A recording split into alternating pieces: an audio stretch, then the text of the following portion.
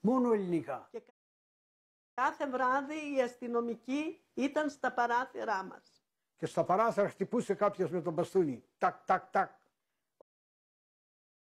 Ο πατέρας μου όταν ήθελε να ακούσει ειδήσεις με το ράδιο, το έβαζε κάτω από το πάπλωμα, γιατί δεν επιτρεπόταν. Σιωπή! Ελληνικά! Θα μιλάς ελληνικά. Κάθε πρωί που πήγαινα να μιλήσω, η κυρία Γιορδάνη, εγώ το κεφάλι. Τι είπαμε? Είπαμε κυρία εντάξει. Εντάξει.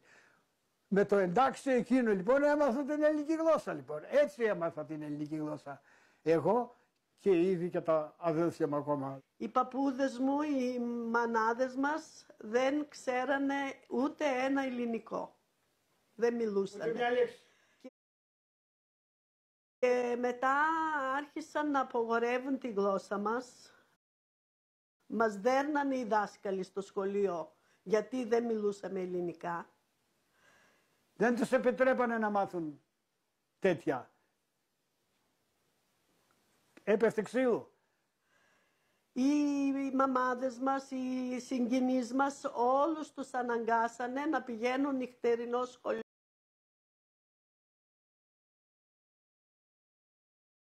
Αν δεν πηγαίναμε πρόστιμο 500 δραχμές. Ναι. Και πού να τα βρεις τότε σε εκείνη τα χρόνια να δώσεις 500 δραχμές. Από το 1944 και μετά απαγορεύτηκε λοιπόν η στατική γλώσσα εδώ πέρα να μιλάμε. Μόνο ελληνικά. Και κάθε βράδυ οι αστυνομικοί ήταν στα παράθυρά μας. Και στα παράθυρα χτυπούσε κάποιος με τον μπαστούνι. Τακ, τακ, τακ.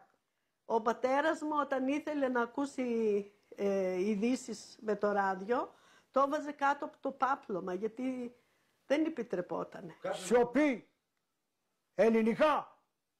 Θα μιλάς ελληνικά. Περνούσα από το σπίτι της γιαγιάς μου πρώτα να πω καλημέρα και μετά να πάω στο σπίτι. Και η γιαγιά μου δεν ήθελε να ακούσει, έλεγα καλημέρα και έλεγε «Αζάκ, γκάρτστε με το ιντό αντόμα». Που σημαίνει ότι αλίμονό μας οι Έλληνες μας ήρθαν και στο σπίτι. Τώρα τι να μιλήσει εκείνη η γυναίκα αφού δεν ήξερε λοιπόν τώρα στα 43 της χρόνια να μιλήσει, να ξεκινήσει να μιλάει άλλη γλώσσα.